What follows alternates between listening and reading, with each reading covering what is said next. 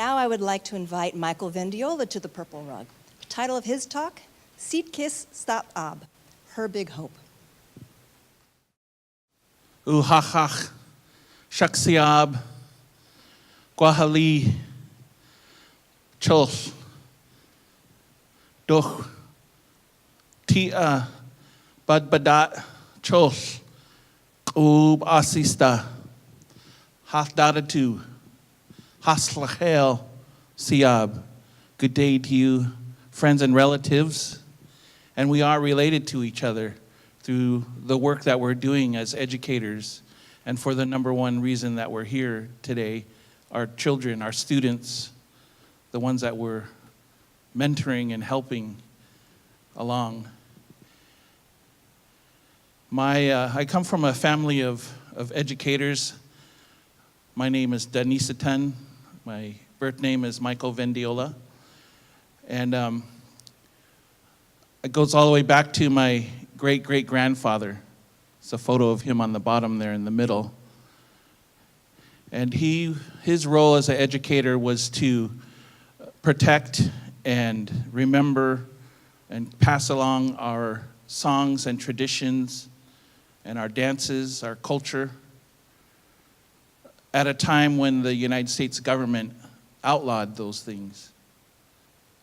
His education precedes the state of Washington and any place called school. On the top there's my granddaughter, and her birth name is Aviana. And that's how you pronounce it. You have to smile when you say Aviana. And my mother placed a name on her ancestral name, and that name is kstatab. And then it's loosely translated from Lashutsi to English as Her Big Hope. And the name is a traditional place name from my home of Swinomish, which what that means is that she'll forever be tied to the land and the water and our indigenous ways of knowing. She'll most likely go to public school. As a grandfather and an educator and a tribal member, when I think about a place called school, my thoughts can easily become bleak. And if you're and the data, if you're into data, the data supports it.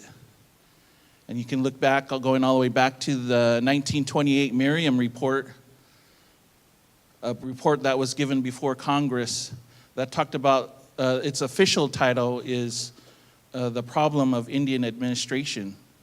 And you look at that report and it highlights and talks about all the issues with implementing American education into tribal communities. So what does that mean when we're thinking about an education system filled with intergenerational grief, and that we're going to put this before our granddaughter?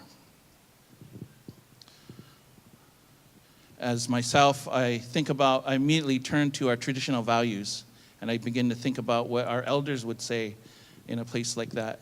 And we think about a very important question that goes all the way back to probably the signing of the Treaty of 1855, when we signed the treaty with the U.S. government to have certain rights, one of those being education.